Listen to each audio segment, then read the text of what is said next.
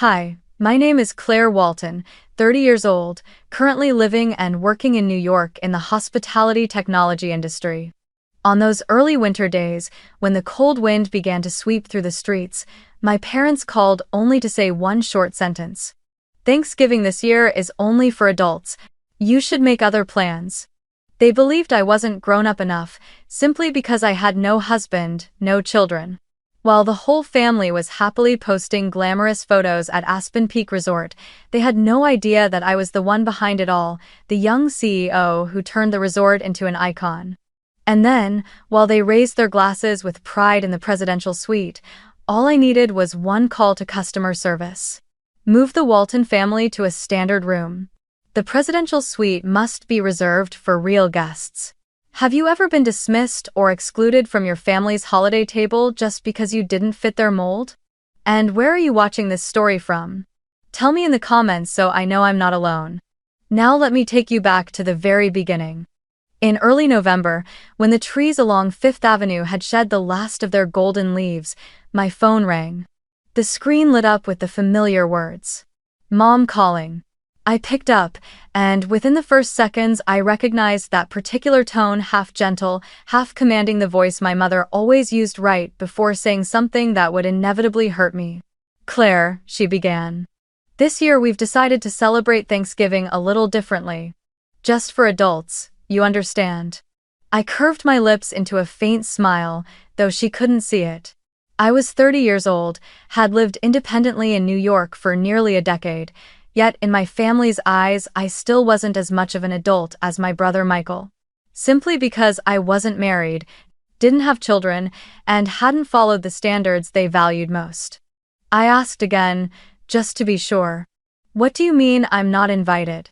My mother let out a faint sigh, as if she wanted to soften the sting of her words. Michael and Stephanie feel their kids are at a very special age right now, and this holiday should be about family, without any disruptions. You know what I mean.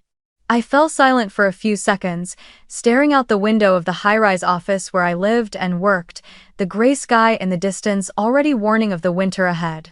I knew exactly what that word, disruptions, meant. She meant me, the single daughter who failed to provide the polished image of a picture-perfect family, the one who always ended up fielding barbed questions at gatherings. When will you finally settle down? Any happy news coming soon? I tried to keep my tone even as I asked. So, where will the family go this year? My mother's voice instantly brightened, as if she had been waiting for the chance to boast. Michael found a wonderful place, Aspen Peak Resort in Colorado. It's famous, 5 stars, top-notch service, breathtaking scenery. It'll be the perfect spot for a true family holiday. I drew in a long breath, feeling more amused than hurt. The very place she was so proud to mention, that luxurious resort she spoke of so glowingly, was one of my most important projects over the past few years.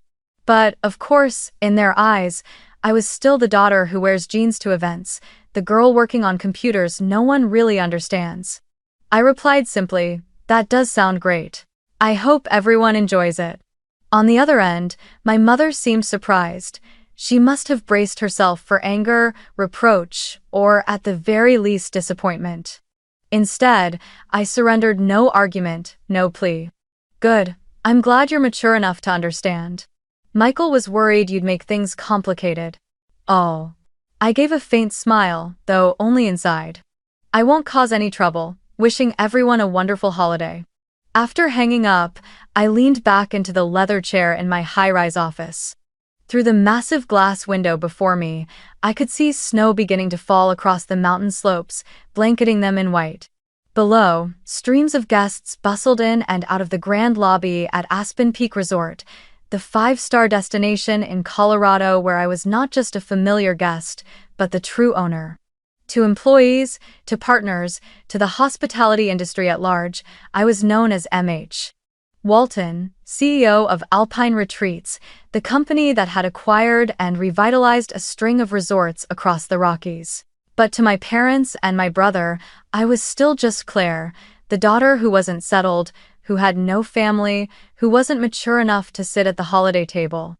They had no idea that the very vacation they so proudly flaunted, the holiday they thought had excluded me, rested entirely in my hands.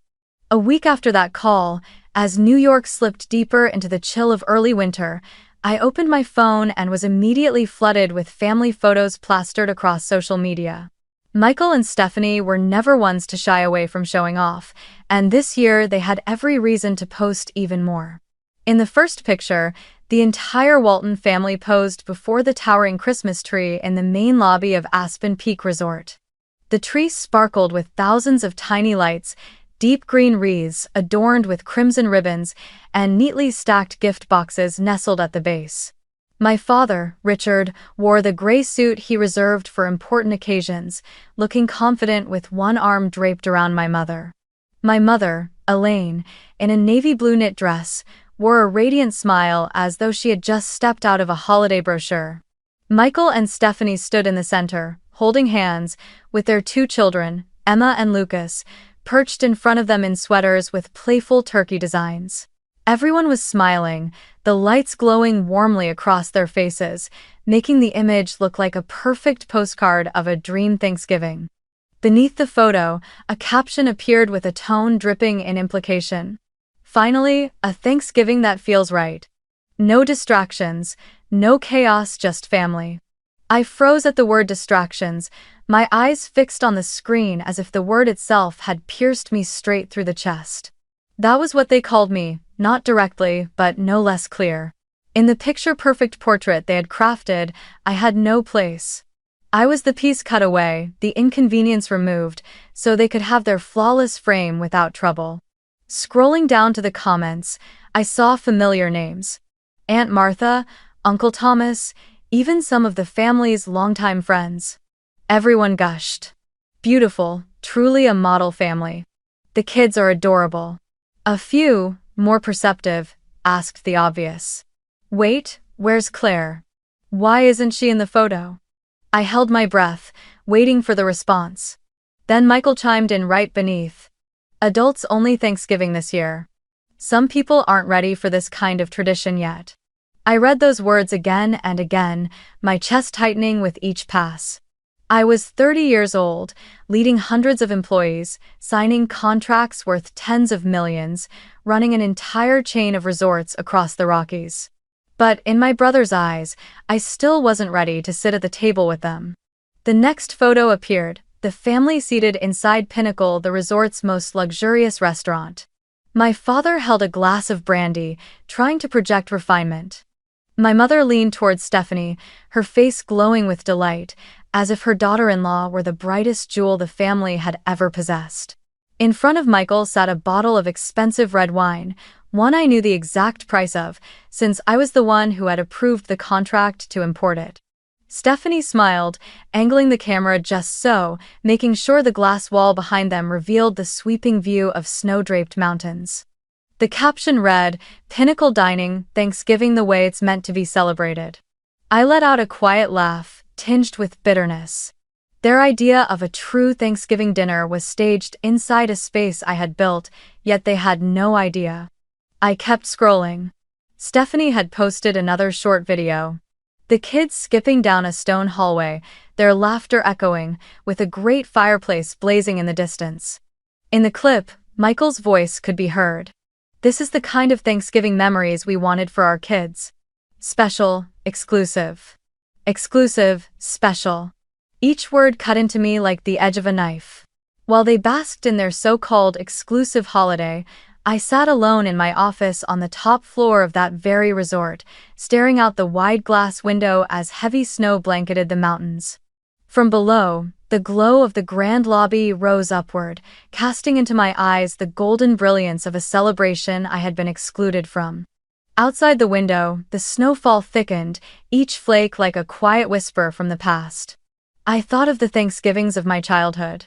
Michael was always chosen to carve the turkey, while I was pushed aside to clear the table. My parents would praise him as the man of the house one day, while all I got was a distracted nod as I carried out more silverware. Even then, I told myself, one day, I'll be grown enough, strong enough to claim a seat of my own. But now, even as the owner of an entire empire, I was still cast to the margins simply because I didn't fit the traditional mold they so desperately craved. I sat quietly in my office, the glow of my phone screen still lingering in my eyes, those perfect family pictures cutting into my memory like shards of glass. For some reason, the image of Michael raising his glass of wine in that elegant restaurant pulled me back to childhood, to the days when the divide between us had first been planted. From the very beginning, Michael had always been the family's shining star. He was the child praised for learning to ride a bike first, celebrated for becoming captain of the high school basketball team, and later paraded as endless pride when he married Stephanie, the girl from a well-connected family. Every accomplishment of his was cherished, bragged about to relatives and friends alike. Meanwhile, Claire was always the different one, the child who preferred to sit alone with a book instead of playing in the yard, the girl tinkering with computers instead of watching the scoreboard. I remember one Thanksgiving dinner when I excitedly announced that I had just won first place at the state science competition.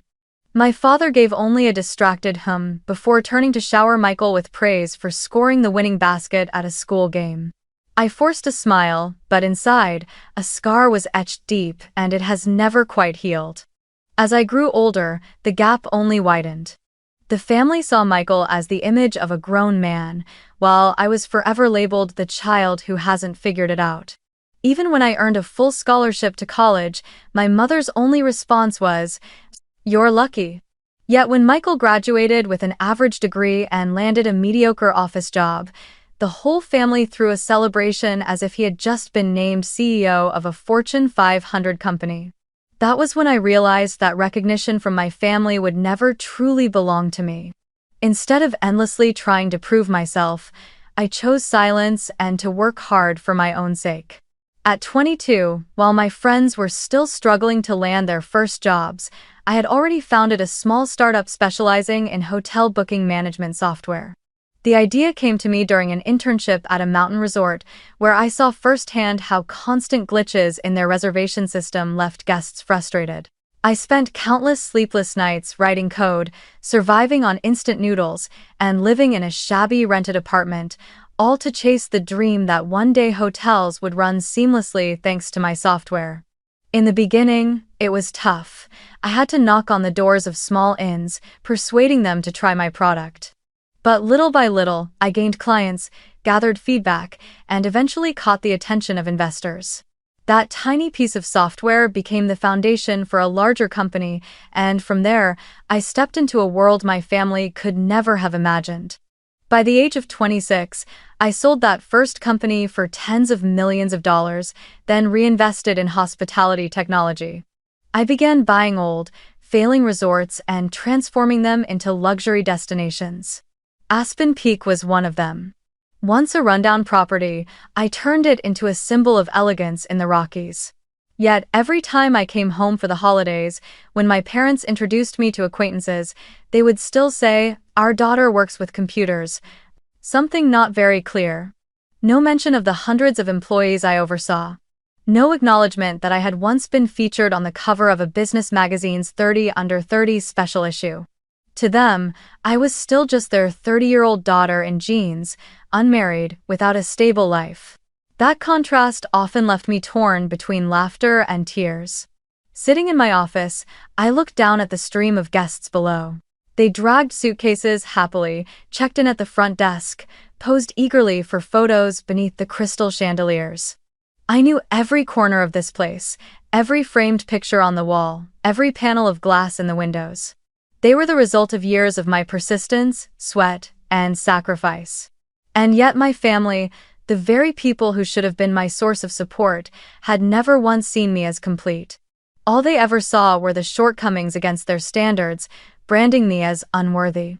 I closed my phone, leaving behind the glittering family photos on social media, and drew in a long breath. Outside the glass window, the snow kept falling thick and heavy, but inside me, a decision had already begun to form, clear and cold, like the mountain wind howling beyond the walls. I pressed the intercom button, my voice steady as it echoed through the system. "Hannah, come into my office for a moment." Within minutes, the door opened. Hannah, my personal assistant, a young woman meticulous in every detail, stepped in with her tablet in hand. She still carried that slight tension she always did when I called unexpectedly, though I had never once raised my voice at her. "What would you like me to prepare?" she asked softly. I gave a faint smile, tapping my fingers lightly on the walnut desk. "Open the reservation file for the Walton family. They're from New Jersey, booked for about 10 days. Hannah's fingers moved quickly across the screen. Within seconds, the file appeared. "Here it is, ma'am. Richard and Elaine Walton, along with Michael and Stephanie and 2 children. They've booked the presidential suite. Arrival on the 20th, staying until the 30th. They've already charged quite a bit: spa treatments, wine service, private ski lessons for the kids." She glanced at the screen before looking up, a hint of unease in her expression. "Altogether, it's already several $1,000s. I nodded slightly, not the least bit surprised. That was Michael, through and through. My brother had always chosen the flashiest option, always needing a facade of success to parade around. To him, staying in the presidential suite of a 5-star resort was proof of his family's status. Folding my arms, I lowered my voice, each word sharp and deliberate. "Contact guest services. Tell them the presidential suite must be cleared for real VIP guests. The Walton family will be moved to a standard mountain view room. It's still comfortable enough, but more fitting." Hannah froze for a moment, as if her ears had deceived her. "You want to downgrade them? From the presidential suite to a standard room? That will be a huge shock." I looked straight into her eyes and replied calmly. "Even better. Let them taste what it feels like to be removed from a place they thought belonged to them." A long silence stretched between us. Then Hannah gave a faint nod, her fingers trembling slightly as she typed my instructions. I continued, "Oh, and one more thing. Cancel all their reservations at Pinnacle, the 5-star restaurant. Instead, move them to Mountain Hearth Cafe. It's family-friendly, the food is good, but of course, it's not a place for showing off." Hannah hesitated. "Do you want me to give them a specific reason for the change?" I leaned back in my chair, a thin smile curling on my lips, edged with irony. "Publicly, there only needs to be one reason. Reservation error. Say the system made a mistake and we're correcting it. Nothing more. We don't owe them any further explanation." Hannah let out a quiet sigh, but nodded, clearly accustomed to my cold, calculated decisions. She knew I never acted without purpose. When Hannah left, I turned my chair toward the wall of surveillance screens. The security cameras showed everything clearly. My father standing at the concierge desk, likely boasting to the staff that he was a presidential suite guest. My mother sat nearby, her eyes fixed on the 2 children pressing their faces against the glass to watch the snow fall. And Michael and Stephanie, as always, were busy posing in front of the fireplace, snapping selfies with proud smiles. Watching them, I felt my heart tighten, a strange mix rising within me. Bitterness, but also a surge of determination. They had once thought of me as the disruption to be removed, an unwanted shadow in the family portrait they wanted to display. So let them spend a day living in that very feeling, pushed out of the highest seat, forced down into a corner they never imagined themselves in. That contrast between what they believed they deserved and the reality of how they were treated would be the lesson I intended to deliver, without a single lecture. I pressed the button to shut off the screen, leaned back in my chair, and whispered to myself, "This Thanksgiving, the only truly grown-up person won't be at the table. She'll be sitting right here in this office." Then I allowed myself a cold smile, knowing the silent game had just begun. Less than an hour after Hannah left my office, my phone lit up again and again. First came a call from Michael. Seeing his name appear made me frown slightly. I could already picture the frantic, arrogant tone my brother was about to unleash. I picked up, keeping my own voice steady. Sure enough, Michael's voice crashed through like a storm. "Claire, do you know anyone here? You have to help me right now. The manager says there's another guest more important than us, and they're moving us out of the presidential suite. Can you believe this?" I furrowed my brow faintly, then quickly adjusted my tone, pretending as though I had just heard something shocking. "Moving rooms? That's strange. I thought this resort was famous for flawless service. Maybe it's just a small mistake. Calm down, try to enjoy the new room for now." "The new room?" Michael practically shouted. "They moved us all the way down to a standard room, Claire, standard. Do you get it? I told everyone we'd be staying in the presidential suite, that our family was having a luxury holiday. And now what? They're treating us like ordinary guests." Stephanie's been crying, Mom's red with anger. "You have to call someone, you have to step in, or this Thanksgiving is ruined." I pressed my lips together to keep from laughing, then let out a staged sigh. "I don't really know anyone, Michael. I've just heard this resort is always fully booked during the holidays. If they said the presidential suite is needed for a VIP guest, I'm sure they have a valid reason. Besides, the standard room isn't bad at all. It has a balcony with a direct mountain view. I think the kids will love it." "No, Claire, you don't understand." Michael's voice cracked with frustration. "This is humiliating. This was supposed to be the most important Thanksgiving for our family. We've spent a fortune, and now we're being downgraded like this? It's unacceptable." "All." I kept my tone calm, almost patient. "Sometimes we can't control everything, Michael. Instead of getting angry, maybe you should try enjoying what you have. Sometimes the unexpected turns into the best memories." Michael hung up with a heavy sigh, clearly disappointed that I hadn't rushed to his rescue. But that was only the beginning. Right after the call, a flood of messages came pouring in. My mother wrote, "Claire, you won't believe this. Our family has been humiliated. They moved us to a lower classroom, saying there was a more important guest. This is outrageous." Less than a minute later, my father chimed in. "I'll sue. This is blatant, unprofessional conduct. A five-star resort operating this way is unacceptable." And then came Stephanie, my sister-in-law, her words blurred with tears. "Claire, I've been planning this holiday for months. Now everything is ruined. No elegant dinner, no breathtaking backdrops for photos to remember. This isn't the Thanksgiving I dreamed of." I read every word, set my phone down on the desk, and let out a quiet laugh. Every complaint, every cry of indignation, all of it sounded like a discordant symphony. They thought I would rush in to fix it, that I would scramble to make it right on their behalf. They had no idea I was the one who had set the board for this very game. Yet, as night fell and the snow thickened outside, a different wave of messages began arriving, the tone shifting noticeably. Michael wrote, "We just opened the balcony door. The mountain view at night is actually stunning." Emma and Lucas shouted with excitement when they saw the town lights sparkling in the distance. My mother sent, "Mountain Hearth Cafe has delicious chicken soup. It's not pinnacle, but the staff here are so friendly. They even brought extra cookies for the kids, free of charge." Honestly, I feel more relaxed. Even Stephanie, who had wept over her shattered dream of luxury, softened unexpectedly. "The kids' menu at the casual cafe is really cute." Emma ordered a mini pizza, Lucas had turkey-shaped pancakes. They laughed the whole meal. Maybe it isn't as bad as I thought. I leaned back in my chair, closing my eyes, letting the mix of satisfaction and sorrow wash through me. Just as I had predicted, the sudden downgrade hadn't destroyed their holiday, it had forced them to experience another side of it, simpler, closer, and more genuine. What they had once called humiliation turned out to bring joy to the children and relief to my parents. That was the leverage I had wanted to create to show them that sometimes what they believe they deserve is nothing more than a facade, while true happiness lies in the simple things they've always overlooked. My phone kept buzzing with more messages. My father was still raging about contacting a lawyer. But tucked in between his rants was a short note from Michael.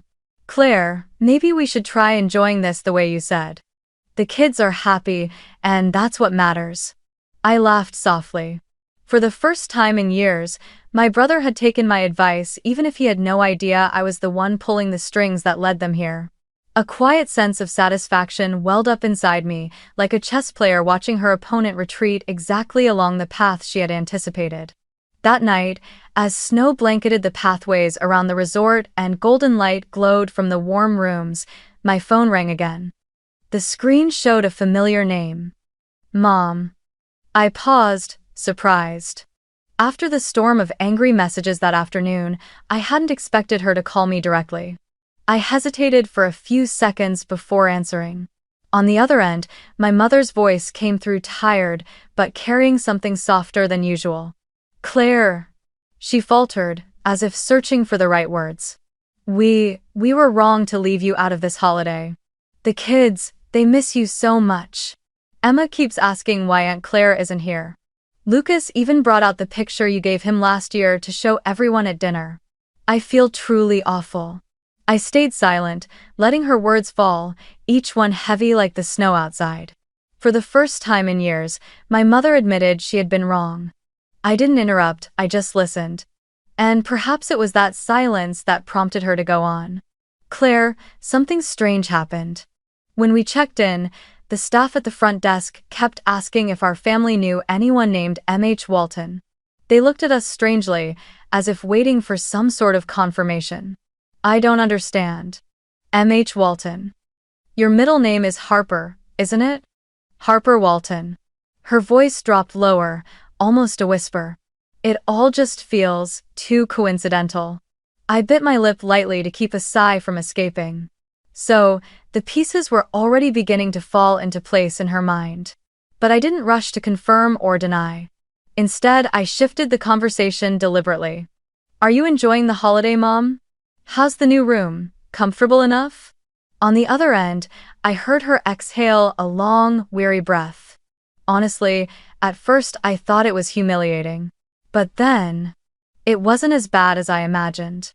The balcony view of the mountains is breathtaking. Mountain Hearth Cafe is friendly, the food is good. Emma and Lucas laugh so much, probably because of the kids' menu. Maybe we've cared too much about appearances and forgotten what really matters. I closed my eyes and listened, and for a fleeting moment, I caught a glimpse of a crack in my mother's proud facade. But then, she slipped back into her unquenchable curiosity. Claire, do you know anything about the name M.H. Walton? Why did the staff keep asking about it? And why, when they moved our room, did they say M.H. Walton personally requested that our family be made comfortable? Tell me the truth. Are you involved somehow? I smiled in the dark, a smile both bitter and cold. She was piecing things together, but she didn't yet have enough of the puzzle to see the whole picture. I let the silence stretch before answering softly. Mom, sometimes people read too much into coincidences. I think you should rest. There are plenty of activities tomorrow, aren't there? On the other end, she tried again. But, Claire. I cut her off, gently but firmly. Mom, are you enjoying the holiday? A few seconds of silence passed, then she sighed, her voice breaking. Yes, I'm enjoying it, but it can never feel complete without you. I nodded faintly, though she couldn't see me. Then keep enjoying it. Don't worry about anything else. When you truly want to know, I'll tell you. I ended the call there, not giving her the chance to press further. In the vast room, only the sound of the wind seeping through the glass and the dim glow of the falling snow remained. I set the phone down, my heart tangled. A part of me felt vindicated because at last, my mother had admitted that without me, the family wasn't as perfect as they believed. But another part, buried deeper, ached with pain. I was not without feeling. I was still that daughter who once longed for a hug, a word of praise, a scrap of recognition. The difference was that too many years of being overlooked had taught me how to build walls. And tonight, when my mother finally began to knock on those walls, I chose not to open. Because I knew, for them to truly understand my worth, one apology would never be enough. They would need far more than that. The next morning, as the pale winter sunlight spread across the snow-covered mountains, I slipped into a deep blue ski jacket, pulled the zipper tight to my neck, and drew the hood over half my face. I caught my reflection in the mirror of the private elevator, the one reserved only for senior staff and me. My heart beat slowly but firmly, each thud echoing like the metallic hum of the elevator as it descended to the ground floor. This was Thanksgiving morning, and I had decided I would no longer remain hidden behind glass walls. Today, I would let them see me in the very space they believed they had the exclusive right to enjoy. When the elevator doors slid open, the scent of freshly brewed coffee and warm pancakes from Mountain Hearth Cafe rushed out to greet me. I stepped into the familiar scene, wooden tables glowing with warmth, checkered tablecloths, and a handwritten menu chalked onto a blackboard near the counter. This modest cafe was a place I cherished, because it carried more of a true family spirit than any five-star restaurant ever could. And there, I saw the Walton family gathered together. My father leaned back in his chair, phone still in hand, though his gaze drifted absently toward the window. My mother bent close to Stephanie, her face carrying both irritation and fatigue. Michael forced a smile as he cut pancakes for Lucas, but the tension in his eyes was unmistakable. And the children Emma and Lucas were utterly carefree, happily eating as though nothing at all had happened. The moment I stepped inside, Emma nearly leapt from her chair. "Aunt Claire," she squealed, dashing toward me like a whirlwind.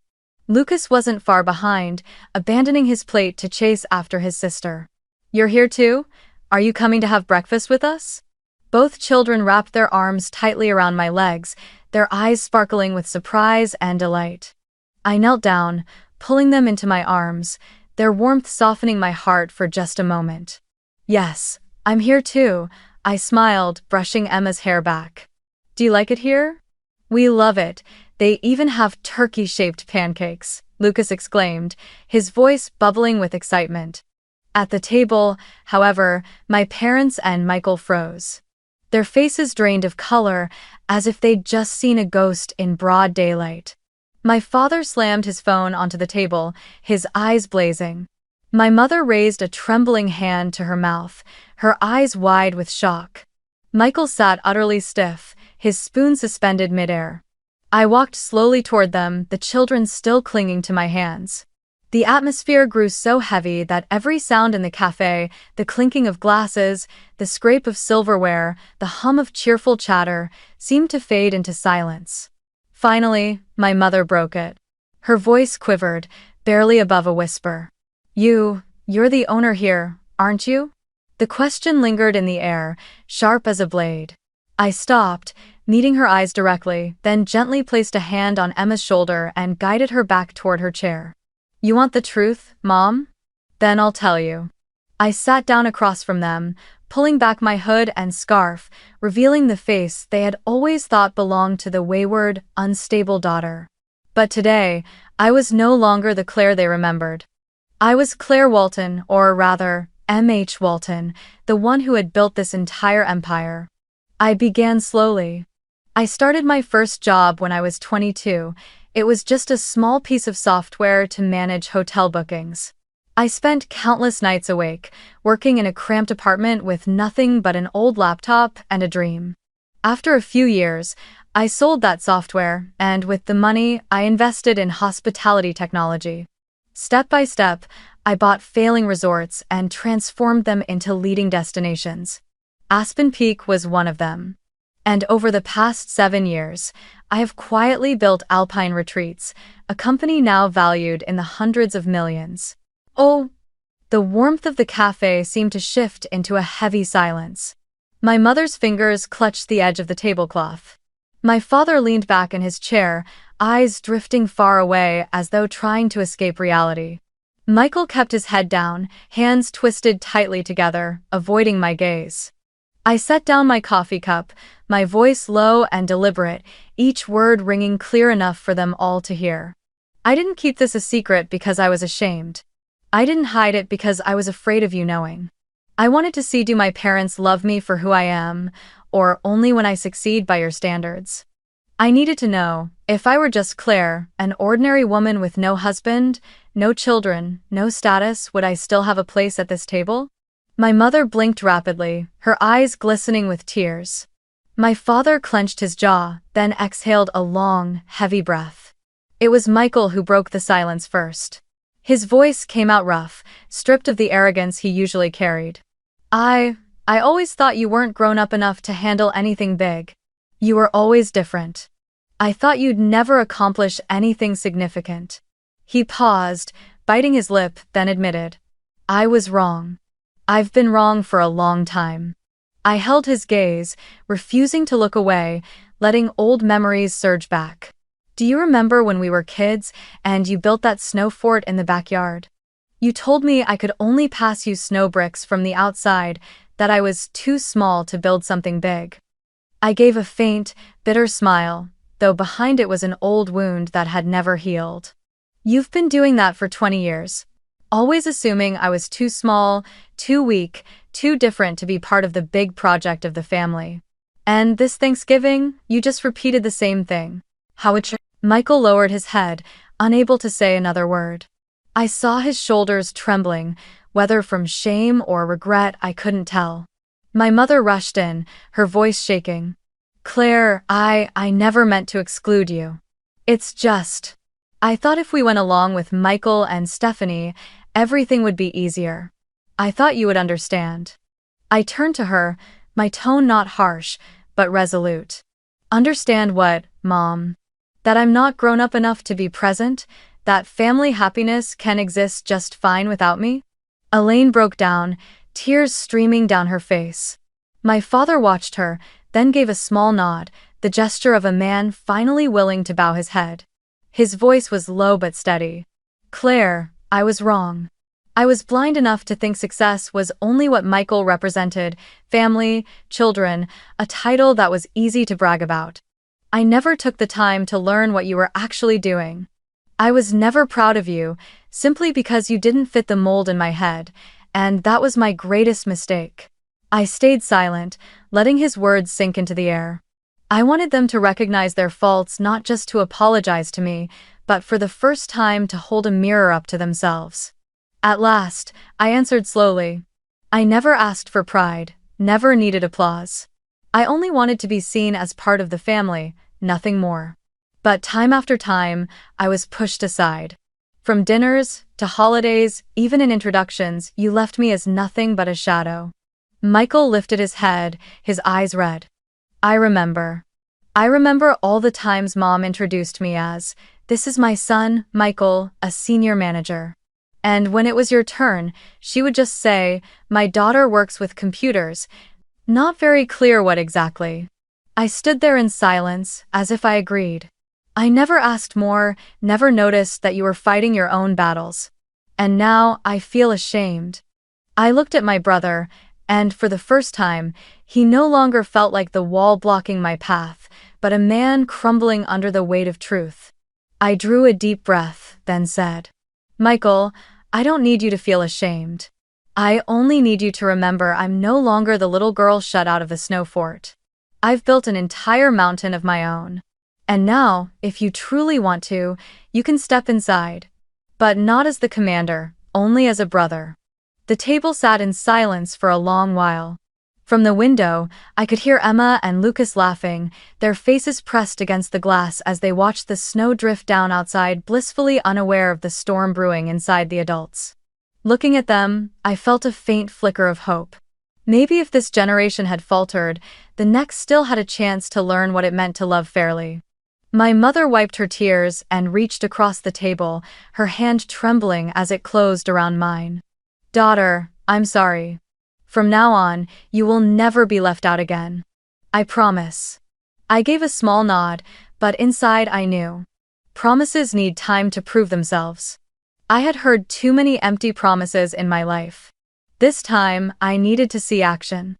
Breakfast ended with more silence than conversation. But it wasn't the same silence as in years past. It wasn't the silence of dismissal. It was the silence of recognition, of hearts being forced to face the truth. And I knew, from this moment on, the Walton family would never see me the same way again. I drew a deep breath and stood up. Now that we're done eating, why don't we take a walk? There are a few places I'd like to show you. Emma squealed with delight, and Lucas nearly leapt out of his chair. My parents exchanged a quick, surprised glance, then nodded as if they too understood it was finally time to listen, rather than keep arguing. I led the family down a staff corridor, a place few outsiders were ever allowed to see. The scent of fresh bread and smoked meats filled the air the moment we pushed open the doors to the main kitchen. Chefs in crisp white coats and tall hats bustled about, preparing for the evening's grand holiday dinner. "This is the heart of the resort," I said, my voice low but proud. Emma's eyes widened. "Wow, it's just like a cooking show on television." Lucas reached out toward a massive pot, and I chuckled softly as I pulled him back. "Careful, that's very hot." My father looked around, nodding slowly. Well, I never imagined the amount of machinery and work behind the meals we eat. I smiled, because that was exactly what I wanted them to see, the real effort, not just the glamorous surface. From the kitchen, I took them out to the ski grounds. Snow blanketed everything in white, the morning sun casting a brilliant sparkle across the slopes. A group of children in the beginner's class struggled to balance on skis while an instructor patiently guided them through each step. I knelt down beside Emma and Lucas. "You can learn here too. It's completely safe." The ski patrol is always on watch. Their eyes lit up, nodding eagerly with excitement. Michael stood nearby, hesitant at first, then finally admitted, his tone quieter than usual. "I have to admit, this is more professional than I ever imagined. I can see why guests are willing to pay so much." I didn't reply, only kept leading them forward. But inside, I knew, the proud wall my brother had built around himself had just cracked a little more. The final stop on the tour was the CEO's office on the top floor. I swiped my card, and the glass doors opened to reveal a spacious room with floor-to-ceiling windows overlooking the majestic Rockies. The whole family stood frozen. The walls were lined with maps, financial charts, tourism awards, and a large photo of me with my team at the grand opening of another resort. My mother's voice came out almost as a whisper. You really run all of this from here?" I nodded. "This is where I spent countless sleepless nights. Where I cried, worried, celebrated, and where I watched my dream take shape." Emma looked up at me, curiosity sparkling in her eyes. "Aunt Claire, are you rich?"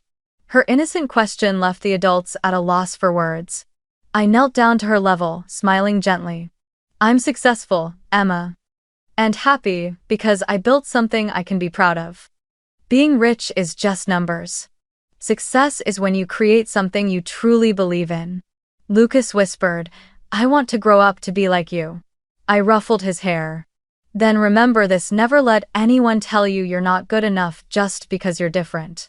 By the time we returned to the lobby, the sky was shifting into late afternoon. I asked Hannah to arrange a private dining room at Pinnacle, the very five-star restaurant my family had once longed for. But this time, not for showing off. I wanted them to experience it with a new meaning. Not because they were more deserving than others, but because I was giving them the chance to recognize the value of being together. Candlelight flickered across the long table, crystal glasses caught the glow, and red wine shimmered in their stems. My family sat there, still a little awkward, but with a newfound sense of reverence. As the main course was served, my father set down his knife and fork and looked directly at me. "Claire, I owe you an apology." "Many apologies.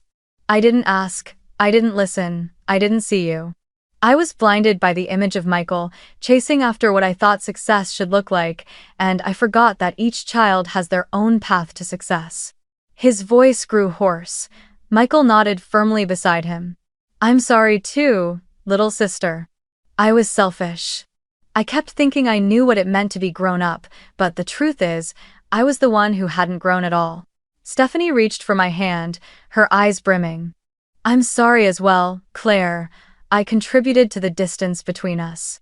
I looked around the table, feeling the sincerity in each of their eyes. Lifting my glass of wine, I spoke slowly. "None of us are perfect. We all make mistakes. But what matters is what we learn from them. So tonight, I don't want to hear more guilt. I want us to raise a glass to the lesson this Thanksgiving has given us." End. Everyone lifted their glasses, the gentle chime of crystal echoing in the quiet room, and together they said, "To Thanksgiving lessons." I took a small sip. The taste of sweet red wine tinged with a trace of bitterness on my tongue, just like the emotions within me now. Part sorrow, part sweetness, and above all, relief. I knew this moment would linger forever, a reminder that sometimes it takes a shock, an upheaval, for a family to finally see each other with new eyes. Late that night, after the noise of the dining hall had faded, I returned to my office on the top floor. The wide room glowed softly under the desk lamp, the glass walls reflecting the scene outside, snow blanketing the mountains, the night sky scattered with countless tiny stars. I sank into my familiar leather chair, feeling the weight of the day's tension finally lift, leaving behind a rare stillness. From here, I could see the road leading into the resort, where the lights of snowmobiles blinked slowly along the trail like winter fireflies. I had watched this view alone many times before, but tonight was different. Tonight, I knew my family was somewhere down there too, not in prideful arrogance, but in a new kind of humility. The phone on my desk buzzed softly. A message from my mother lit up the screen. I opened it, my eyes lingering on the short but heavy words. "Thank you for not abandoning us. You gave us a real Thanksgiving." I read it again and again, letting the layers of meaning sink in. For the first time, instead of criticism or indifference, I had received a thank you from my mother, an acknowledgement that my presence was not only important, but essential. A hot tear slipped down my cheek before I quickly brushed it away. Slowly, I typed my reply. "Thank you for giving me hope that a family can learn to change." After sending the message, I leaned back in my chair, letting my mind drift over the years gone by. I remembered old Thanksgivings, where I was the one clearing the table, bringing extra silverware, while Michael was handed the honor of carving the turkey. I remembered the countless introductions where my mother spoke of my brother with pride, then turned to me with indifference. "She just works with computers, nothing special." Those memories had once been wounds that drained me. But tonight, as snow fell outside, I saw them differently. They were the very fuel that had carried me here. Without those scars, I might never have learned to stand on my own, never built this empire, and never taught my family the lesson they so desperately needed. I knew that one dinner, one hug, one apology could never erase the years of being overlooked. But they were a beginning. My mother had cried, my father had admitted his mistakes, Michael had bowed his head, and I had chosen to forgive in my own way. Forgiveness is not forgetting, it is opening a new path to walk forward together. I don't know what the future will bring, whether they will truly change or not, but I know that at least from today, we are looking at each other with different eyes. I rose from my chair and walked to the wide glass window, pressing my hand against its icy surface. Outside, the snow kept falling, each white flake swirling in the wind like 1,000 fragments of memory drifting down, piling up, then fading away. I thought of the people who would hear this story. Perhaps they too have felt excluded from the table, compared unfairly, or dismissed as less than enough. I want them to understand this. Success takes many forms. It doesn't always look like the traditional family portrait with a spouse, children, and perfect snapshots for social media. Success can be building a career from nothing, daring to live true to yourself, or simply surviving whole through the years of being underestimated. Exclusion always leaves scars. I know that better than anyone. But sometimes, it's only when a family tastes that same feeling, being cast aside, being pushed down, being told they're not enough, that they finally understand what they've done to you. And in that moment, they begin to learn compassion, to reevaluate themselves. That's why I didn't strike back with anger, but with a lesson, silent, but profound. True, Thanksgiving doesn't live in 5-star hotels or in sparkling photos posted online. It lives in a place where no one is left behind, where every seat at the table is filled, even for those who are different. It's in the children's eyes as they bite into turkey-shaped pancakes, in my mother's smile when she finally admitted her mistakes, and in my father's promise that he would listen more. I smiled, my heart lighter. This year, I had given my family a Thanksgiving they never expected. And somehow, they had given me one I had never had before, a dinner where I was no longer a shadow, but a true part of the family. I turned back to my desk, opened my laptop, and returned to my daily work. But this time, I no longer felt alone. Because somewhere out there, in a room within this resort, my family was learning again how to be a family. And that was the greatest gift this holiday season had given me. I ended the long day with a whisper to myself, like a message to everyone listening to this story. Never let anyone define your worth. If your family doesn't make space for you, have the strength to build your own table. Because sometimes, all it takes is one person's resolve for an entire family to learn how to change.